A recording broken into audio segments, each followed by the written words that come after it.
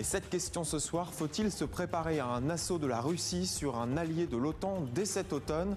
Alors que Vladimir Poutine subit des pressions internes pour remporter sa guerre en Ukraine, envisage-t-il d'étendre la ligne de front en Europe? Pour nous aider à comprendre ces enjeux, j'accueille sur ce plateau Ulrich Bouna. Bonsoir, analyste géopolitique Europe centrale, Est et Ukraine, chercheur associé au sein du groupe de réflexion Eurocréative. Mais tout d'abord, prenons la direction de la Roumanie où nous rejoignons notre correspondant Paul Kozigian.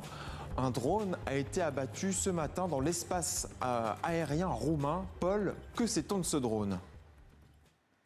A priori, c'était un drone d'origine russe, bien sûr, qui avait pénétré dans l'espace aérien roumain donc peu avant 5 heures ce matin et qui a été abattu par des avions F-18 espagnols cette fois-ci, environ 17 minutes après avoir été repéré par les radars. Il faut savoir que donc, depuis le début de l'invasion russe, le ciel est-européen de l'OTAN est bien gardé par des forces de l'armée de l'air de plusieurs pays qui se relient tous les 4 mois environ. Il y a eu des Italiens, des Néerlandais, des Allemands. Et en ce moment, ce sont les Espagnols qui sont responsables donc, de la défense aérienne dans cette zone très proche de la frontière ukrainienne, bien sûr ensemble avec l'aviation roumaine. Des sources concordantes venues à la fois du quartier général de l'OTAN et du ministère roumain de la Défense disent que ce drone était bien russe, mais les investigations sont toujours en cours à l'heure où je vous parle. On ne sait toujours pas si ce drone était un drone d'attaque ou un drone de surveillance, par exemple. Ulrich, ce n'est pas la première fois qu'un incident de ce type est signalé dans ce secteur. Qu'est-ce que ça dit de la menace russe aujourd'hui ? Ça dit que déjà, effectivement, la Roumanie étant frontalière de l'Ukraine et notamment de certains ports d'exportation qui sont situés sur le delta du Danube, la Roumanie, effectivement, a de très nombreuses incursions de drones. On sait notamment qu'un drone s'était écrasé sur un immeuble à Galatie. Je pense que c'est l'image qu'on voit derrière vous. Donc effectivement, mais ce qui est le plus intéressant, je dirais qu'au-delà de ces incursions qui sont dues notamment au fait que les Russes essaient de contourner les défenses antiaériennes ukrainiennes en passant au-dessus des frontières, du cas de l'espace aérien de l'OTAN, c'est que la façon de traiter ces incursions a changé. On est passé grosso modo d'une politique où on était un petit peu dans de la police de l'air, c'est-à-dire qu'on regardait un peu passer les trains et les drones, à une volonté désormais très claire. En fait, on l'a vu aussi il y a quelques jours en Lettonie, une volonté d'abattre en fait les drones. Donc, c'est-à-dire vraiment de la défense aérienne, où grosso modo des avions de l'OTAN, qu'ils soient nationaux ou d'opérations de l'OTAN, interviennent et abattent les drones. Montre les muscles un petit peu plus. Complètement. On a vraiment un changement doctrinal assez important qui est en train de se produire. On l'avait déjà vu en Roumanie où 3 drones avaient été abattus en 3 jours il y a quelques semaines. On le revoit encore une fois en Roumanie. On l'a vu en Lettonie il y a quelques jours. Il y a clairement un changement doctrinal, une volonté pour l'OTAN de faire passer le message que c'est plus acceptable. J'attire votre attention sur un article du Wall Street Journal. Les services de renseignements américains estiment que Vladimir Poutine pourrait tester la détermination de l'OTAN par une incursion limitée. Vous y croyez, vous, une incursion russe dans l'OTAN ? Alors, l'article est un peu plus... C'est-à-dire qu'il dit que ce n'est pas le scénario principal. Après que Vladimir Poutine veuille tester l'OTAN, oui, il le teste déjà, il n'y a aucun doute. Voilà, il y a ces incursions aériennes. Il y a quand même un drone explosif kamikaze qui a été envoyé sur un avion Antonov sur l'aéroport de Leipzig il y a quelques jours. C'est de l'inédit, du jamais vu.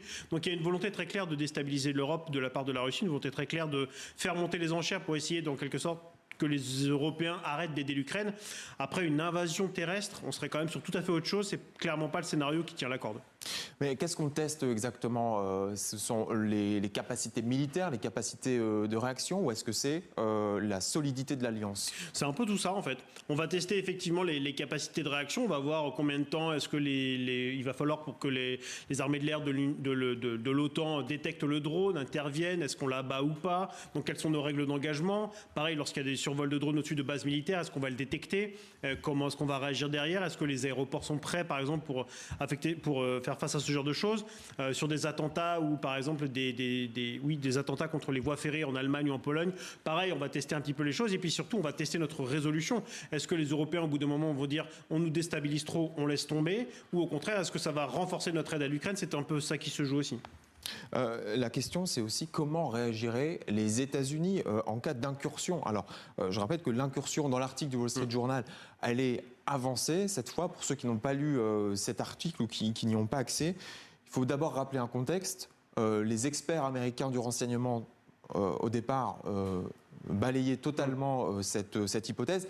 Et d'après les derniers éléments qu'ils ont en main, leur version a un petit peu changé. Nous, ce qui nous inquiète dans l'OTAN ou dans la partie européenne, c'est le soutien américain. Oui, clairement, mais il y a un vrai doute. Et c'est difficile de répondre à la question avant même que l'événement soit produit. Mais je pense que désormais, c'est acté au sein de plein de pays européens que si jamais il y avait une incursion, que ce soit dans un pays balte ou que ce soit aux Svalbard, il est probable que les Américains ne bougeraient pas. Après, ça ne veut pas dire non plus que... En fait, alors oui, ça acterait un espèce de schisme dans l'OTAN entre les deux rives de l'Atlantique. Néanmoins, si je reprends ce scénario qui est souvent agité, du scénario d'une incursion en Estonie, à Narva par exemple, en fait...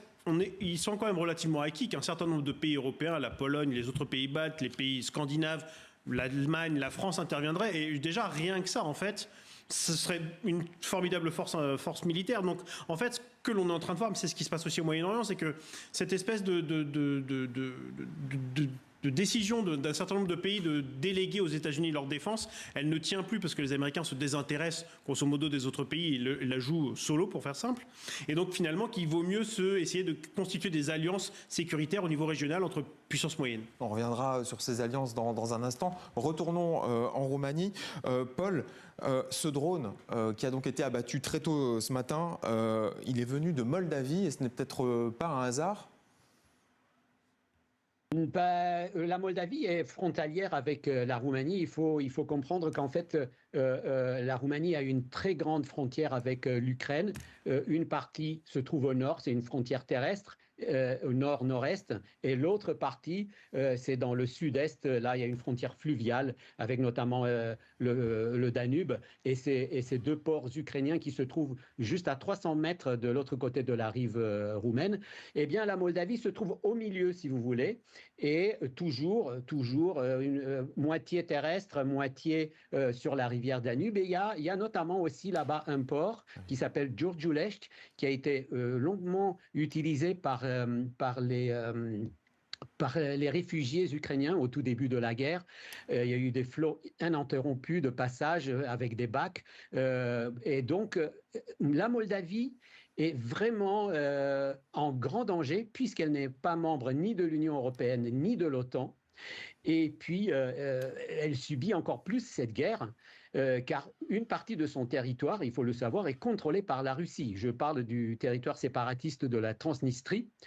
Et la Russie fait miroiter régulièrement la menace d'intervenir pour soi-disant protéger ses citoyens là-bas. Mais tout ça, c'est pour étouffer les rêves européens des Moldaves. Les Moldaves sont vraiment un peu en danger en ce moment, puisque, comme l'Ukraine d'ailleurs, qui, pareil, n'est pas membre ni de l'UE ni de l'OTAN, est dans la ligne de mire donc des Russes qui ne veulent surtout pas que ces deux pays arrivent un jour ou l'autre au sein de l'Alliance Atlantique et de l'Europe. Ils veulent garder une espèce de zone, de buffer zone entre l'Europe et eux. Ça a été toujours comme ça, et enfin dans leur esprit. Et désormais, la Moldavie est un peu à découvert maintenant. On a des informations comme quoi dans cette zone séparatiste donc de la Transnistrie, environ 60 000 russophones ont demandé des passeports russes, ce qui met encore un peu plus la pression sur Chisinau, la capitale moldave, parce qu'on ne sait pas vraiment comment les choses vont évoluer.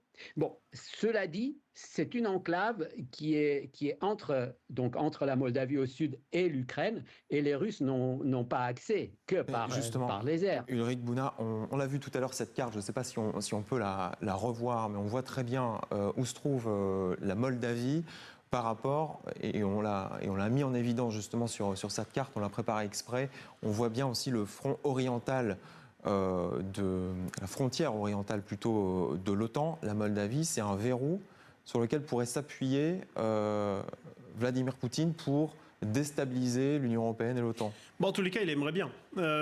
C'est d'ailleurs la raison pour laquelle, lorsqu'il y a eu les élections l'an dernier, fin d'année dernière en Moldavie, les Russes ont vraiment mis le paquet pour essayer de faire gagner des candidats pro-russes. Alors ils étaient aidés parce qu'il y a des candidats effectivement, notamment Ilan Shor, qui est un milliardaire en fuite, qui a beaucoup et qui est en fuite à Moscou, mais qui grosso modo a beaucoup de relais sur place, où donc effectivement les Russes essayent de passer par lui pour influencer la politique locale et faire élire des gens qui seraient plutôt pro-russes. Ça n'a pas fonctionné, notamment grâce à la diaspora moldave, mais effectivement il y a énormément de déstabilisation politique et financière en payant des gens pour aller voter de la part de la Russie, des déstabilisations aussi en termes de désinformation. Donc effectivement la Moldavie est un petit peu en première ligne.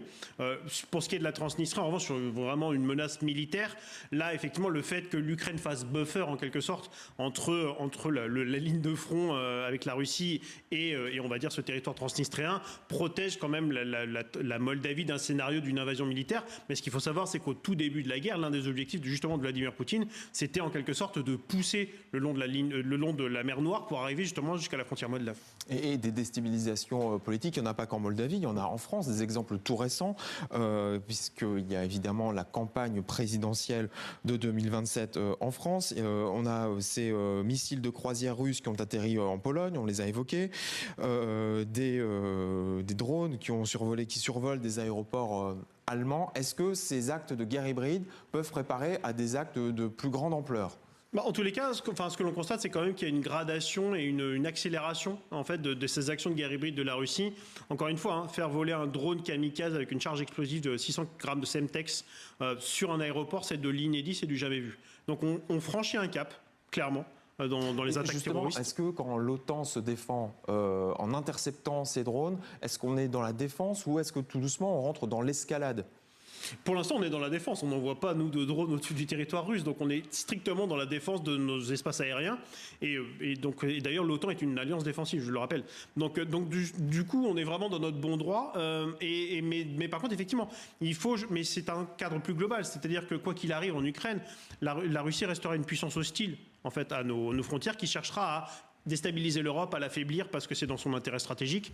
Et donc du coup, dans ce cadre-là, il faut juste être prêt. Et donc ça passe par une information de la population, ça passe par une constitution de réserve stratégique, ça passe par une constitution aussi de résilience, grosso modo, de l'ensemble des réseaux énergétiques. Donc en fait, il faut simplement se préparer au fait qu'effectivement un certain nombre d'acteurs, parce qu'on parle de la Russie, mais en vérité il y a un certain nombre d'autres acteurs qui cherchent à nous déstabiliser, les États-Unis, la Chine, l'Azerbaïdjan dans le cas de la France, et donc il faut se préparer tout simplement à ça et juste se dire que cette espèce de mondialisation heureuse où tout le monde était plus ou moins copain est terminée.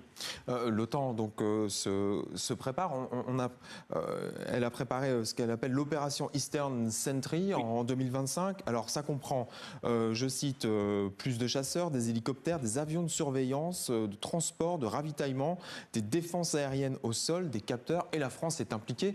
Notre correspondant nous le disait tout à l'heure, c'est tournant, donc il y a plusieurs nations qui s'entraînent et qui font cette défense 24 heures sur 24, 7 jours sur 7. La France, donc, à des hommes déployés. Quelles sont exactement les armes qu'on... Alors il y a deux principaux déploiements. En fait, il y en a un donc en Roumanie, à Cinku, on a une base militaire en fait avec des soldats de l'infanterie qui sont basés là-bas, aussi des blindés qui sont positionnés sur place pour justement servir de réassurance en quelque sorte à ce flanc oriental de l'OTAN qui est le plus exposé à la menace russe. Et après, il y a aussi une partie de... Et en deux mots, est-ce que ça peut... S'il y a un essaim de drone, est-ce qu'on est capable de l'intercepter aujourd'hui ?